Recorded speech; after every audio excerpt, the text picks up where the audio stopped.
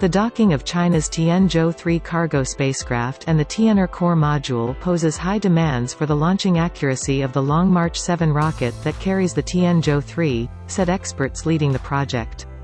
China launched cargo spacecraft Tianzhou-3 on Monday to deliver supplies for its under-construction space station. The Long March 7 Y-4 rocket, carrying Tianzhou-3, blasted off from the Wenchang spacecraft launch site in the southern island province of Hainan, according to the China Manned Space Agency.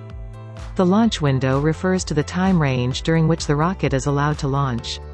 In most of China's previous space launch missions, the launch window was within a period of time. In this mission, however, the rendezvous and docking of Tianzhou-3 and the Tian'er core module requires the rocket to be launched within a short and pre-calculated time frame. 进入轨道的这个轨道周期偏差，绝对不能超过4秒钟，这也是非常高的一个精度的要求。只有保证了发射准时、入轨精确，那我们的货运飞船才能够有效地和空间站进行一个对接。那可以说，不管是从发射时间上，还是入轨时间以及入轨的精度和位置，都是有着非常高的一个指标的要求。 The launch time of the Long March 7 must be accurate to the second. This means if there is a problem in a certain link of the system before launching, it can only be postponed to the next launch window, which may affect the follow-up mission of the space station.